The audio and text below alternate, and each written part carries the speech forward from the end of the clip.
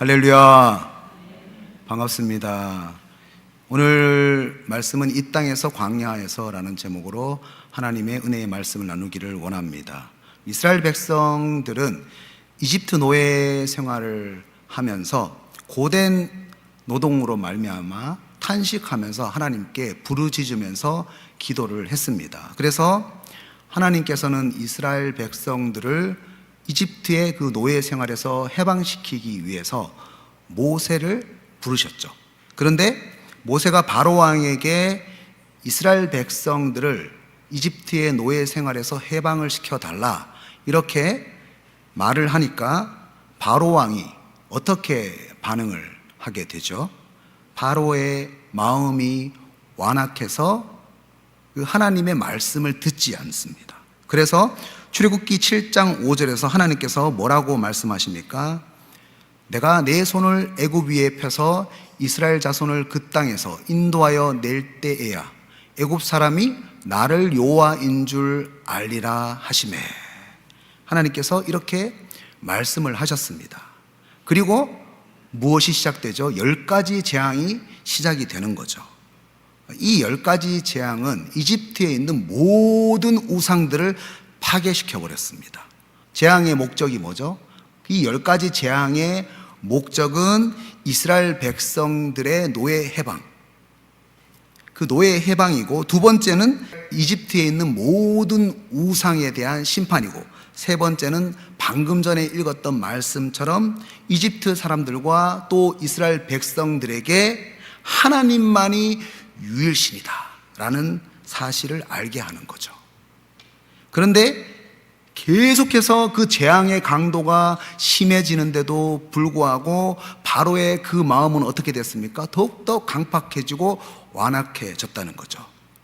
물이 피가 되는 그런 재앙, 개구리가 올라오는 그런 재앙, 티끌이 이가 되는 재앙, 파리가 가득하게 되는 그런 재앙, 이렇게 네 번째 재앙으로 큰 피해를 보게 되었을 때에 그제서야 오늘 본문에서 바로는 이스라엘 백성들에게 두 가지 타협안을 제시합니다.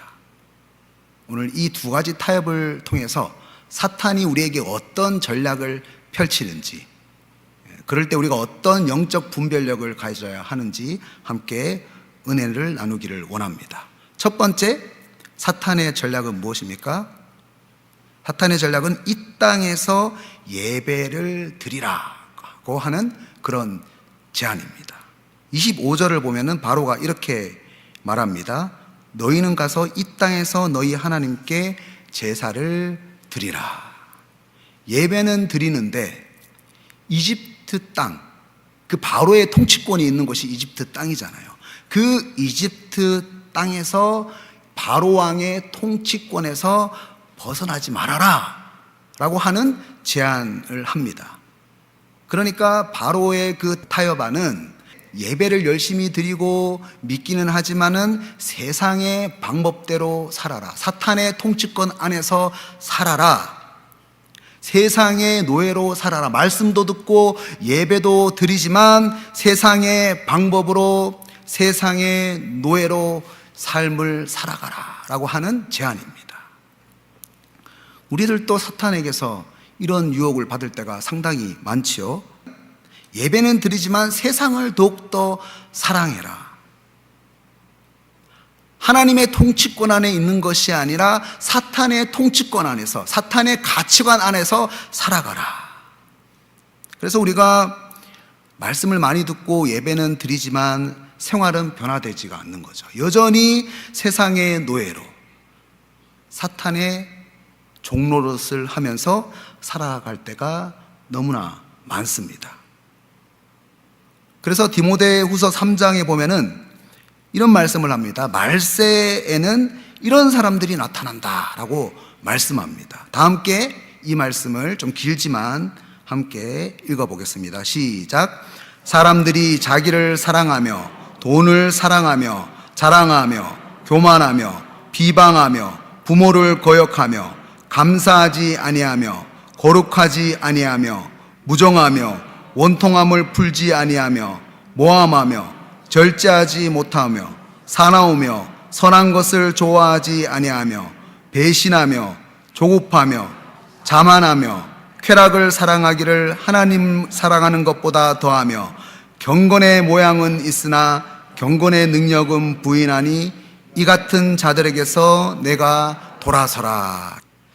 우리들이 예배는 드리지만 세상의 노예가 되게 되면 세상의 방법대로, 세상의 가치관대로 사탄이 원하는 그 통치권 안에서 우리가 살아가면서 경건의 모양은 있지만 경건의 능력을 잃어버리는 그런 삶을 살 수가 있다고 말씀합니다. 그래서 하나님은 우리에게 어떤 일을 명령하셨습니까?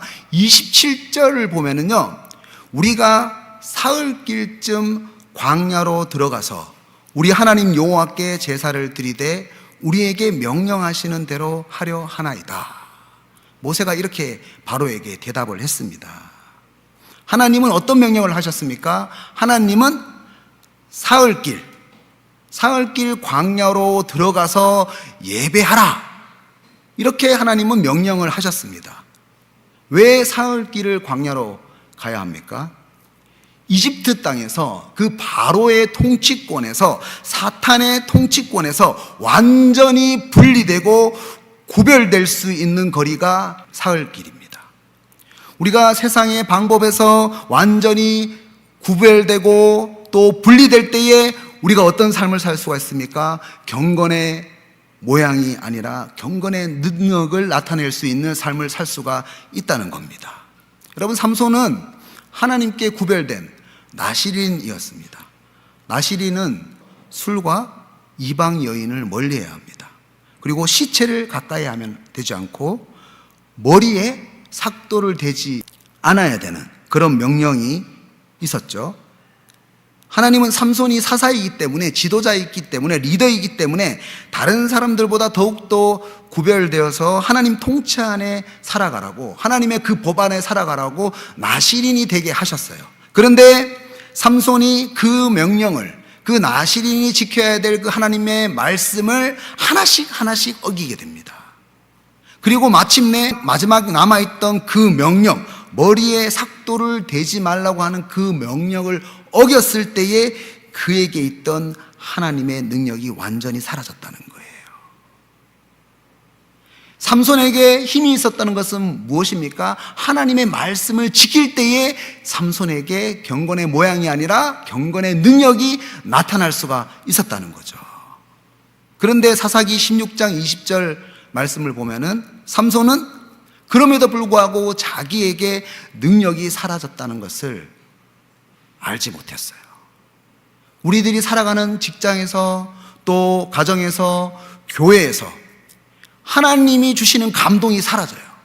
왜 감동이 사라집니까? 하나님 말씀에 순종하지 않으면은요, 성령님이 근심하거든요. 하나님이 주시는 그 감동이 사라지고 오늘날 경건의 모양만 있고 말씀에 순종하지 않아서 능력이 없는 그런 얼마나 많은 크리스찬을 우리가 만나게 됩니까? 그런데 이렇게 경건의 모양이 있는 사람들은요, 자기에게 경건의 능력이 사라졌다는 것을 알지 못해요. 하나님의 성품과 하나님의 뜻을 나타내기 보다는, 그래서 나의 방법, 나의 지식, 나의 혈기만을 나타내면서 경건의 모양으로 괜찮은 척 살아가게 된다는 거죠. 이런 모습은, 예배는 드립니다. 말씀은 알고 있습니다. 그러나 세상에 여전히 종로로 타고 있는, 바로의 통치권 안에 들어가 있는 사탄이 좋아하는 크리스찬의 모습이라는 겁니다. 우리는 예수 그리스도의 십자가의 사건을 통해서 죄와 사망의 종로로 타던 자리에서 자유함을 얻은 사람입니다. 할렐루야! 그래서 로마서 8장 1절에서 2절 말씀을 보면 이렇게 말씀합니다. 이 말씀 다 함께 힘차게 읽겠습니다. 시작! 그러므로 이제 그리스도 예수 안에 있는 자에게는 결코 정죄함이 없나니 이는 그리스도 예수 안에 있는 생명의 성령의 법이 죄와 사망의 법에서 너를 해방하였음이라. 할렐루야! 믿으십니까? 그렇습니다. 이전에 우리는 죄와 사망의 법 아래서 종로로 다던 사람이었는데, 죄에 묶여있던 그런 노예와 같은 그런 신분이었는데, 이제는 예수 그리스도의 그 십자가의 은혜로 말미암아 죄의 종로로 다던 그 자리에서 벗어나게 되었습니다.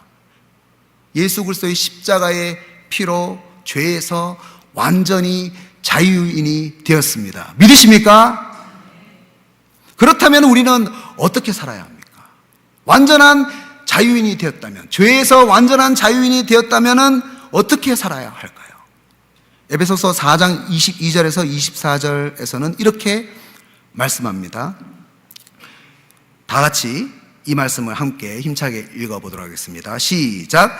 너희는 유혹의 욕심을 따라 썩어져가는 구습을 따르는 옛사람을 벗어버리고 오직 너희의 심령이 새롭게 되어 하나님을 따라 의와 진리의 거룩함으로 지으심을 받은 새 사람을 입으라. 할렐루야. 이렇게 살아가야 된다는 거예요.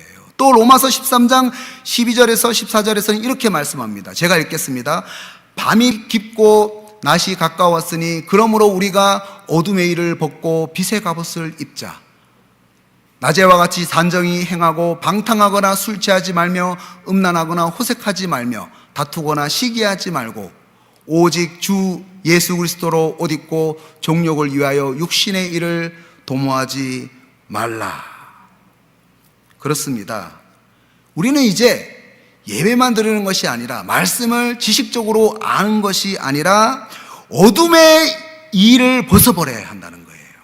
그 어둠의 일을 벗어버리고 그 주시는 말씀에 순종해서 빛의 갑옷을 입어야 한다는 거예요.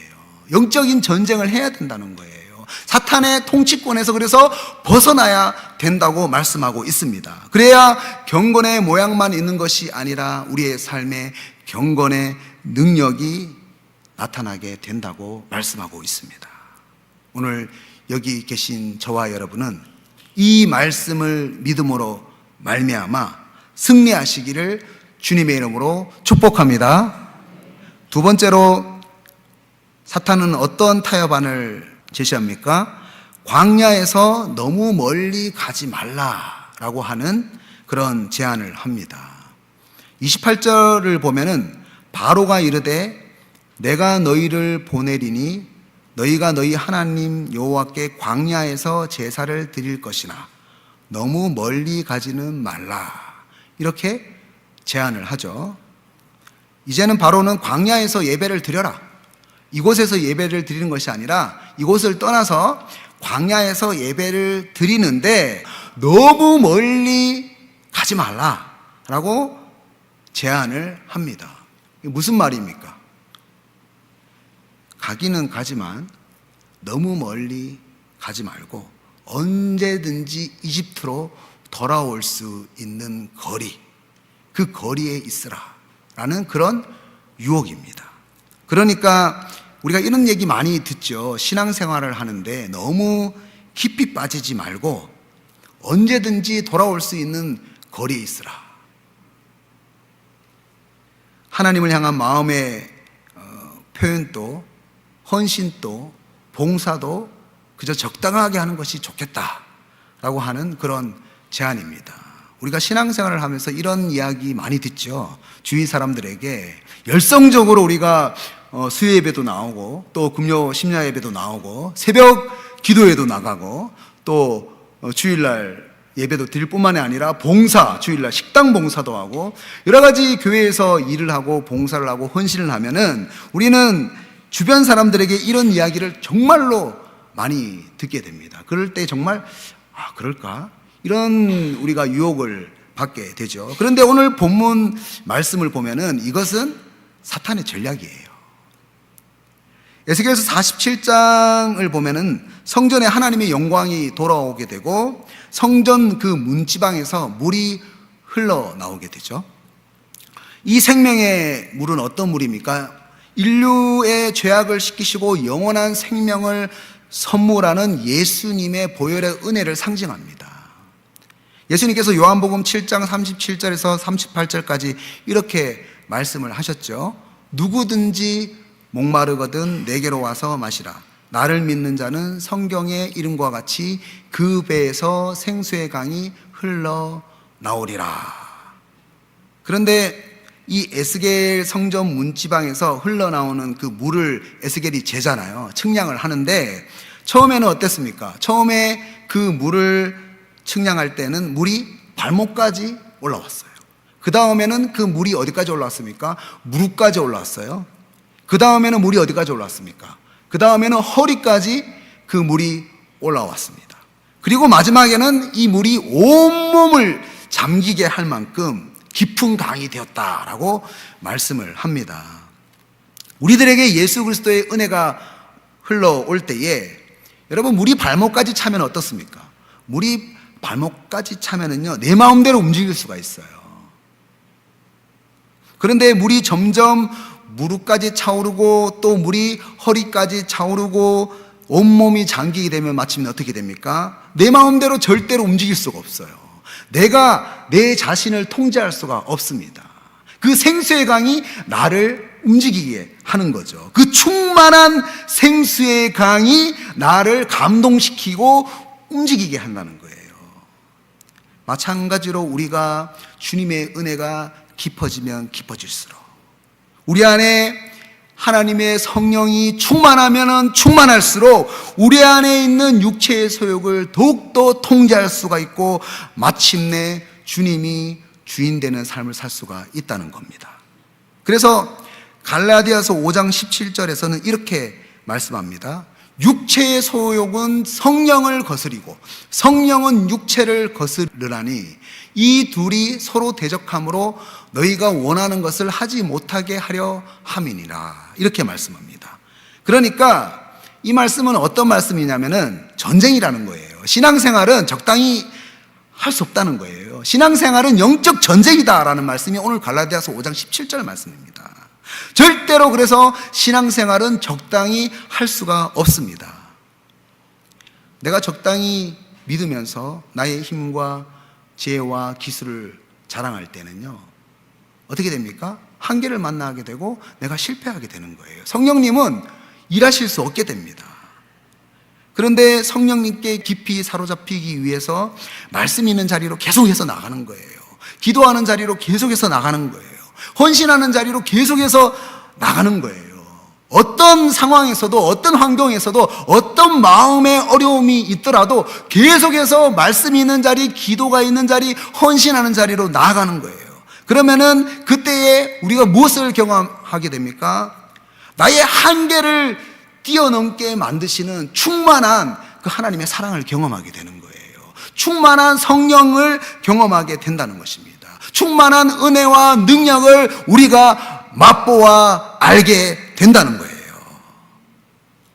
여러분, 그래서 우리 신앙은 뿌리가 깊어야 됩니다. 여러분, 모래 위에 집을 짓게 되면 어떻게 됩니까? 우리 찬송 가사에도 있잖아요. 모래 위에 집을 짓게 되면 비가 내리고 바람이 불면은 그 집이 어떻게 됩니까? 무너져요. 지금 여러분 인생 가운데에 바람이 불고 비가 내리고 있어요. 그런데 여러분의 집이 무너지려고 합니다. 여러분의 신앙의 집이 무너지려고 합니다. 이유가 무엇입니까? 신앙생활을 더욱더 깊게 하라고 하는 하나님의 신호라는 거예요. 여러분, 반석 위에 세운 집, 기초가 튼튼한 집은요, 아무리 어려움이 있더라도 그 집은 뿌리가 깊기 때문에, 기초가 튼튼하기 때문에 절대로 무너지지 않습니다.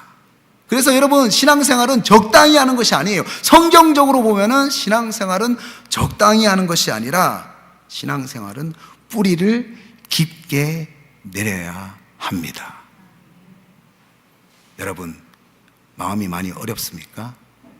이번 기회에 더욱더 기도함으로 그 신앙생활의 뿌리를 깊게 내리시기를 주님의 이름으로 축복합니다.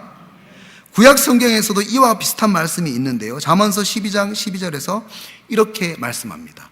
악인은 불의의 이익을 탐하나 의인은 그 뿌리로 말미암아 결실하느니라. 무엇으로 말미암아요? 결실을 한다고요? 뿌리로 말미암아. 뿌리가 깊어야지 우리가 열매를 맺을 수가 있다는 거예요. 그리고 예레미야 말씀에서는 좀 더 구체적으로 말씀을 하는데요. 다 함께 예레미야 17장 7절에서 8절까지의 말씀은 함께 힘차게 읽겠습니다. 시작. 그러나 무릇 여호와를 의지하며 여호와를 의뢰하는 그 사람은 복을 받을 것이라. 그는 물가에 심어진 나무가 그 뿌리를 강변에 뻗치고 더위가 올지라도 두려워하지 아니하며 그 입이 청정하며 가무는 해에도 걱정이 없고 결실이 그치지 아니함 같으리라. 뿌리가 튼튼해야 돼요. 우리가 하나님의 은혜에 적당하게 뿌리를 내리는 것이 아니라 깊게 뿌리를 뻗치게 되면요, 우리 인생에 더위가 찾아오고 가뭄이 찾아와도 신앙의 뿌리가 깊은 사람은 열매를 많이 맺을 수 있다고 오늘 예레미야 말씀에서 말씀하고 있다는 것입니다. 그래서 바울은 에베소서 3장 16절에서 19절까지 이렇게 중보기도를 했습니다. 그의 영광과 풍성함을 따라 그의 성령으로 말미암아 너희 속사람을 능력으로 강건하게 하시오며, 17절을 여러분이 읽어주시기 바랍니다. 시작.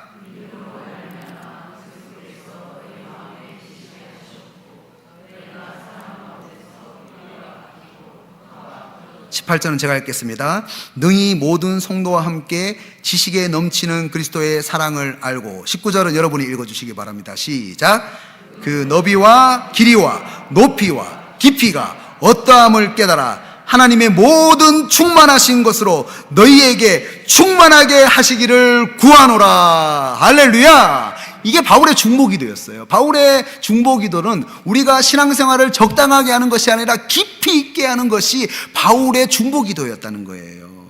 하나님의 영광, 성령님의 능력은 풍성합니다. 그래서 우리의 속사람을 적당하게 강건하게 만드는 것이 아니라 풍성하게 강건하게 만듭니다. 믿으십니까? 그래서 우리는 어떻게 해야 합니까? 그리스도의 그 사랑 가운데에 깊이 뿌리를 받고 그리스도의 사랑을 아는 일에 너비와 길이와 높이와 깊이가 어떠한지 깨달아서 우리의 삶을 적당하게 꾸미는 것이 아니라 하나님의 모든 충만하신 것으로 충만하게 우리의 삶을 아름답게 열매 맺어야 한다는 것입니다. 그러니까 신앙생활 적당하게 하는 것이 하나님의 뜻이 아니라 성경적으로 보면은 신앙생활 어떻게 하는 것이 하나님의 뜻입니까? 깊이 있게 하는 것이 하나님의 바라는 뜻입니다. 믿으십니까? 이 세상이 영적인 전쟁터예요. 그런데 어떻게 적당하게 신앙생활을 할 수가 있습니까? 여러분, 사탄의 전략에 우리가 무너지지 않으려면 적당하게 믿는 것이 아니라 더욱더 말씀을 듣는 자리로 나아가야 됩니다. 여러분, 마음에 어려움이 있더라도 더욱더 헌신의 자리로 나가세요. 기도하면서요. 그러면은요, 그 시간 동안 여러분의 신앙의 뿌리는 더욱더 깊어질 거예요. 어떤 환난도 예수 그리스도의 사랑에서 끊을 수 없게 될 것입니다. 오늘 조금 있다가 찬송 부를 텐데요, 이런 찬송 있잖아요. 비가 오고 물나며 바람 부딪혀도 반석 위에 세운 집 무너지지 않네. 함께 부를까요? 잘 짓고 잘 지세 우리 집 잘 지세 만세 반석 위에다 우리 집 잘 지세. 사랑하는 여러분, 적당하게 믿는 것이 아니라 깊이 있게 충만하신 하나님의 은혜로 뿌리가 견고해지시는 저와 여러분 되시기를 주님의 이름으로 축복합니다. 이제 말씀을 적용하겠습니다. 보이지 않는 우물이 깊은지 얕은지 어떻게 알 수 있습니까? 돌멩이 하나 던져보면은 그 우물이 깊은지 깊지 않은지 알 수가 있습니다. 돌이 물에 닿는 그 시간을 계산하는 거죠. 그때 들리는 소리를 통해서 그 우물의 깊이를 알 수가 있어요.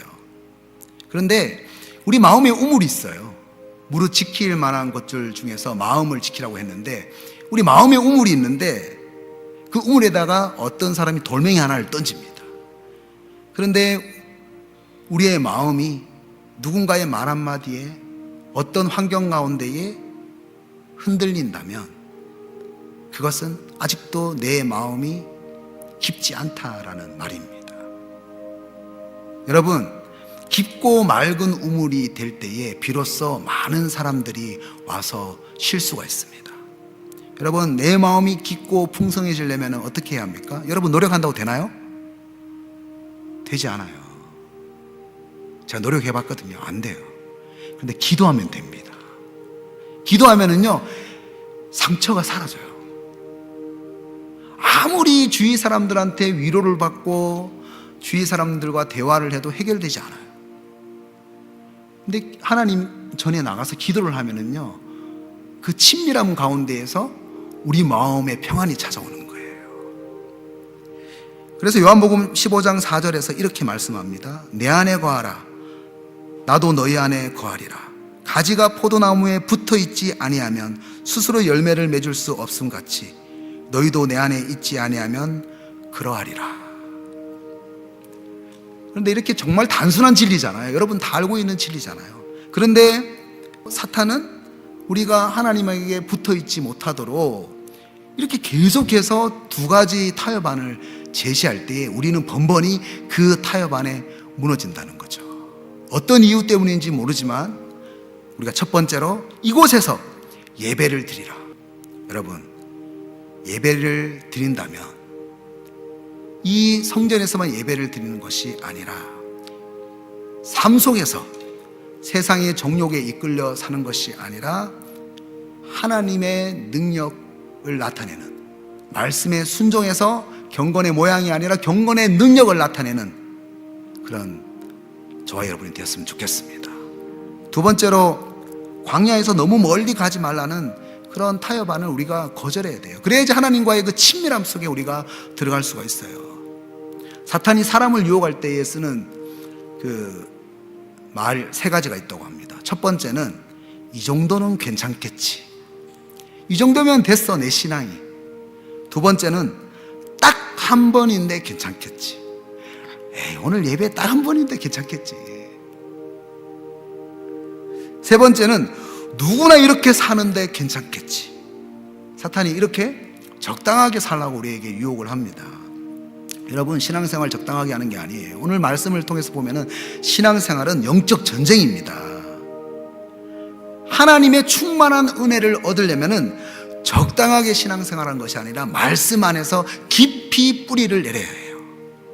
그럴 때에 충만한 은혜 가운데에, 성령의 충만하심 가운데에 세상을 이길 수가 있다고 오늘 말씀하고 있습니다. 사랑하는 여러분, 오늘 시간 사탄의 두 가지 타협안을 과감하게 거절하시고 하나님과의 그 친밀함을 회복하셔서 영적 전쟁에서 승리하시는 저와 여러분 되시기를 주님의 이름으로 축복합니다.